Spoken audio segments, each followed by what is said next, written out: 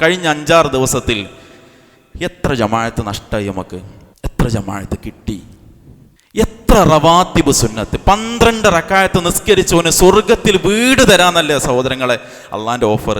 ബോധപൂർവം എത്ര സുന്നത്ത് നിസ്കരിക്കാൻ നമ്മൾ ശ്രദ്ധിച്ചു. ദിവസങ്ങളുടെ നേതാവായ വെള്ളിയാഴ്ചയും മാസങ്ങളുടെ നേതാവായ റമളാനും റസൂൽ പഠിപ്പിച്ചതാണ് സല്ലല്ലാഹു അലൈഹി വസല്ലം. രണ്ടും ഒത്തു വന്ന ദിവസമല്ല ഇന്ന്. ഇന്നത്തെ സുബഹിന്റെ ജമാഅത്ത് കിട്ടിയ എത്ര ആളെ നമ്മളെ കൂട്ടത്തിലുണ്ട് സഹോദരങ്ങളെ. ഖുർആൻ പാരായണം ചെയ്ത് എവിടെ എത്തി? നമുക്ക് തീർക്കാൻ പറ്റും ഒരു വട്ടം. എത്ര ആയത്ത് ഈ റമളാനിൽ നമ്മൾ ഹിഫ്ളാക്കി, എത്ര ആയത്തിന്റെ അർത്ഥം പഠിച്ചു, എത്ര രൂപ സ്വതക്ക കൊടുത്തു സഹോദരങ്ങളെ. സ്വഹാബിയുടെ മയ്യത്ത് വെച്ചിട്ടാ റസൂല് പറഞ്ഞത്, ഇങ്ങനെ ഒരു ദിവസം നിങ്ങൾക്ക് വരൂട്ടോ, നിങ്ങൾ ഒരുങ്ങണം.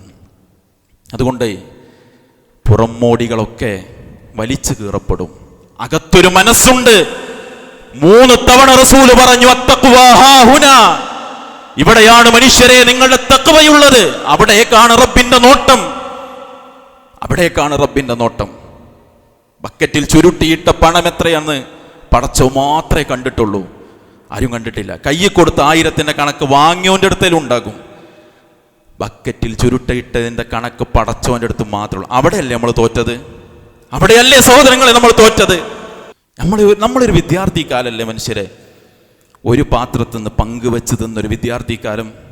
അവിടുന്ന് മാറിയിട്ട് ആയുധമേന്തി സഹോദരനെ കൊല്ലാൻ പ്ലാൻ ഉണ്ടാക്കോ? ഈ 4 കാര്യം നമ്മളെ കുട്ടികളെ മനസ്സ് കയറിയാൽ പടച്ചവനെ കുറിച്ചുള്ളൊരു പേടി, ഖുർആൻ അനുസരിച്ച് ജീവിക്കണം എന്നുള്ളൊരു ബോധം, ഞാൻ കൊന്നാൽ ഓൻ പോണതുപോലെ ഞാനും പോണൊരു ലോകം വരാനുണ്ട് എന്നുള്ളൊരു ചിന്ത.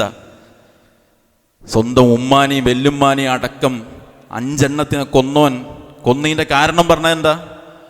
ഓൻ വിചാരിച്ച പോലെ ജീവിക്കാൻ പറ്റണില്ല എന്നാണ്. കിട്ടിയതുകൊണ്ട് തൃപ്തിപ്പെട്ട് ജീവിക്കാനുള്ള ഒരു മനസ്സ് കുട്ടിയാൾക്ക് ഉണ്ടാക്കി കൊടുത്താൽ ഇന്നുള്ള ഏതെങ്കിലും ഒരു അപകടം നമ്മൾ കേൾക്കേണ്ടി വരുമോ? നമ്മളെ കുട്ടിയെ അതിന് പരിശീലിപ്പിക്കാൻ ഈ ദിവസങ്ങളിൽ നമുക്ക് പറ്റിയോ? വാർത്ത കേട്ട് നെടുവീർപ്പെടുമ്പോൾ എൻ്റെ വീട്ടിൽ ഇങ്ങനെ ഉണ്ടാകരുത് എന്ന് തീരുമാനിക്കാൻ നോമ്പിന്റെ ലക്ഷ്യത്തിലേക്ക് എല്ലാ മനുഷ്യരും എത്തിയാൽ മതി.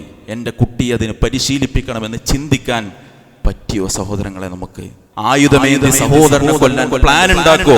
ഈ 4 കാര്യം നമ്മളെ കുട്ടികളെ മനസ്സിൽ കയറിയാൽ